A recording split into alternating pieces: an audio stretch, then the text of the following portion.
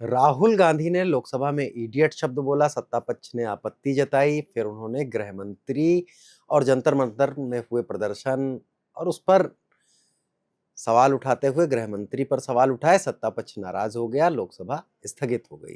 थोड़ी देर बाद लोकसभा की में बहस फिर शुरू हुई और उसके बाद ध्वनिमत से पेपर लीक को लेकर जो सख्त कानून बनाने को लेकर बिल आया था वो ध्वनिमत से पास हो गया। इसमें कड़ी सजा का प्रावधान है, 10 करोड़ जुर्माने का प्रावधान है। लेकिन 2 दिन चली इस चर्चा के बाद जिस तरह की बहस हुई, कानून जरूर पास हो गया है, लेकिन कानून तो पहले भी था। क्या केवल कानून भर से पेपर लीक रुक जाएंगे या सदन की बहस में देश की राजनीति में वो संवेदनशीलता, वो गंभीरता क्या दिखाई पड़ी बिल पास होने के बावजूद, जो कि पेपर लीक और जंतर मंतर जैसी परिघटना से जो सवाल उठे थे। अनुराग अड्डा में आज चर्चा इसी बात की। इडियट शब्द और राहुल गांधी पर आएंगे, लेकिन उससे पहले कल की जरा चर्चा कर लेते हैं। कल का भी अगर आप देखेंगे कि कल की कार्यवाही के दौरान भी अगर अखिलेश के भाषण को देखेंगे आप, तो उन्होंने छात्र हितों के बहुत सारे मुद्दे उठाए और कल बोलने वालों में अखिलेश और प्रियंका विपक्ष के 2 बड़े चेहरों में थे। उनके भाषण की क्लिप्स और ये ज़्यादा चर्चित रहीं।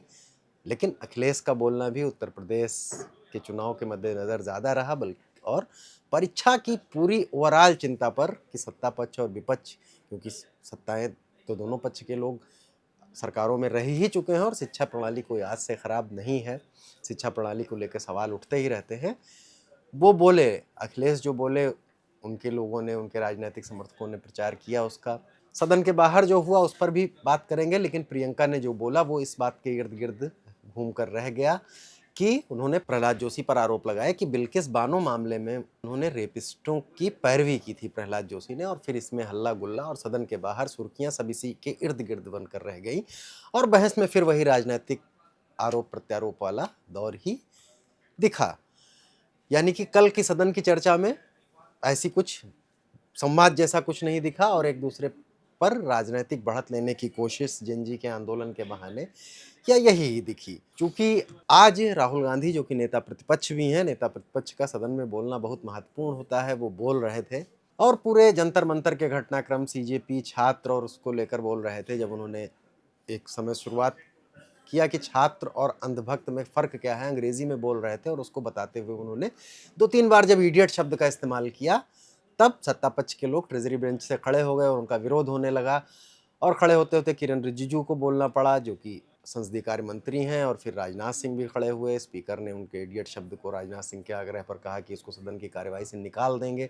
लेकिन फिर हल्ला गुल्ला जब उन्होंने इस बात पे सवाल उठा लिया कि अमित शाह के कहने पर छात्रों पर फायरिंग की गई, इस तरह की बात, क्योंकि वो प्रेस कॉन्फ्रेंस भी कर चुके हैं कि पैलेट गन चलाई गई, तमाम तरह के दावे प्रतिदावे नित आ जा रहे हैं जंतर मंतर से लेकर प्रदर्शनों को लेकर, और फिर हल्ला गुल्ला इतना बढ़ा कि सदन स्थगित हो गया। लेकिन शायद ये ऐसी बहस थी, पूरा मसला जेनजी को लेकर इतना चर्चित हुआ पूरे देश में, जिसको देश का हर युवा, जेनजी जिसको कहा जाता है, वो आमतौर पर संसद की कार्यवाहियों में और संसद के भाषणों में ऐसा रुचि नहीं रखता है और वो अपनी पिछड़ी पीढ़ी से बहुत अलग है। शायद उसने भी सुना हो संसद टीवी पे बैठकर अपने मोबाइल में, या फिर अगर पूरा न सुना हो तो कम से कम उसकी बहस तो देखी ही होगी।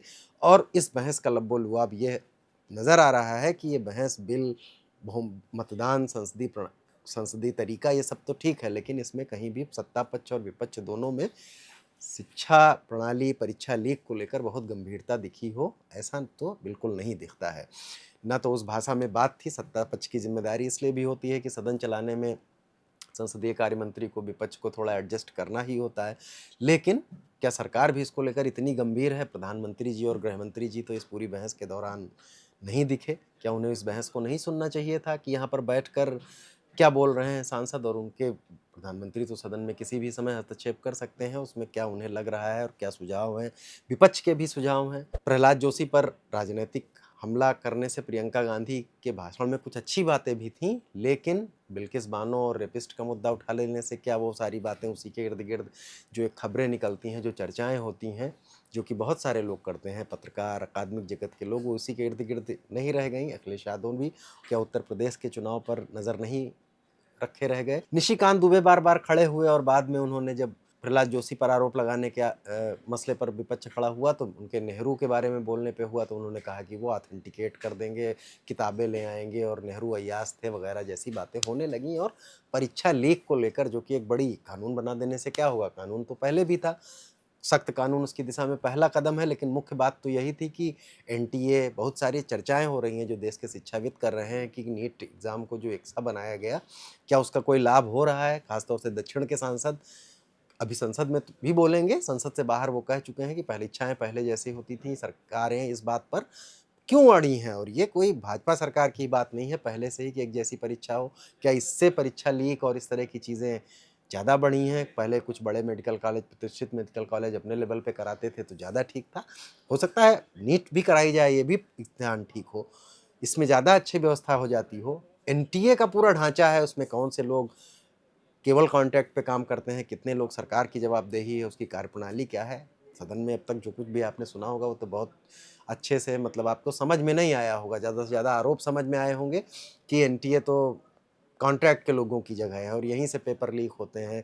शिक्षा में आरएसएस का एजेंडा लागू किया जा रहा है, सब सरकारों पे ये आरोप लगते हैं। भाजपा भी जब विपक्ष में थी तो आरोप लगाती थी कि इतिहास ऐसे गलत पढ़ाया जा रहा है।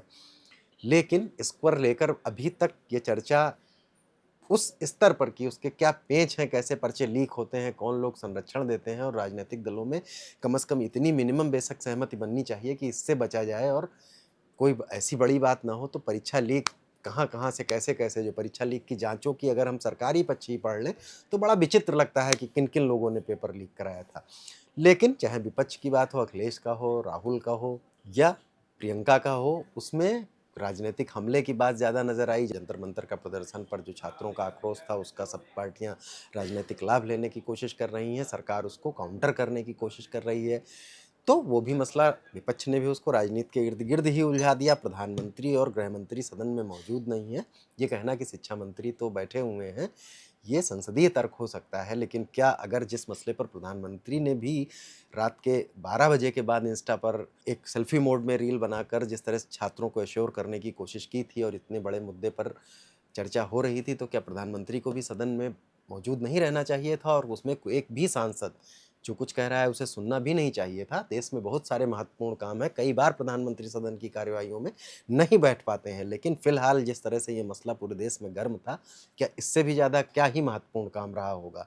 और अगर रहा होगा तो फिर फिलहाल इसको प्रायोरिटी के लेवल पर उन्हें सुनना तो चाहिए ही था और वहाँ उसमें उनका मौजूद रहना भी ज़रूरी था। और विपक्ष भी अगर उस पर कुछ टू द पॉइंट बात करता, इडियट शब्द एक भाषा होती है, उस इस्तेमाल किया उन्होंने, वो संसदीय है, ये तो स्पीकर का विवेक का अधिकार है, लेकिन अगर वो इसकी प्रणाली की इसमें गड़बड़ियाँ क्या हैं, इसका ज़्यादा अध्ययन करके आते। राहुल गांधी भी ये बोलते कि ऐसे-ऐसे गड़बड़ियाँ हुई थी, बहुत बार वो लोग बड़े पदों पर रहे हैं, उनके पास अनुभव होंगे कि जाँच में क्या सामने आता है, कैसे लीक होते हैं। अगर चर्चा उस तरह की होती, थोड़ी तकनीकी पहलुओं से लेकर, और सरकार भी अगर उसी तरह से जवाब देती कि विपक्ष की तरफ से ये, सत्ता पक्ष की तरफ से ये गुजरने को लेकर कि नेहरू के बारे में मैंने जो कहा था, वो मैं ऑथेंटिकेट कर दूँगा। नेहरू देश के पहले प्रधानमंत्री थे, उन्हें गुजरे हुए बहुत दिन हो गए और बार-बार दोनों पक्ष लेकर इसको चले आते हैं। प्रियंका गांधी ने भी इस पर बोला था कि नेहरू पर बोलने के लिए एक समय तय कर लिया जाए, इस तरह की बातें वो कई बार बोल चुकी हैं। लेकिन इससे जो परीक्षा संशोधन बिल पर जो चर्चा में लग रहा था कि कुछ सार तत्व है, राजनीतिक दल कुछ गंभीर होंगे, फिलहाल ऐसा कुछ तो नहीं दिखता है। और ये है कि जंतर मंतर से जो एक राजनीतिक उथल-पुथल बची सभी पार्टियों में, उसके राजनीतिक लाभ और उसके नुकसान को कम करने की कोशिशें ही ज़्यादा दिख रही हैं। अनुराग अड्डा में आज यहीं तक, कल फिर किसी नए मुद्दे, किसी नई चर्चा के साथ हाजिर होंगे। देखते रहिए बोले भारत चैनल, अपनी राय दीजिए, चैनल को सब्सक्राइब कीजिए। नमस्कार, धन्यवाद।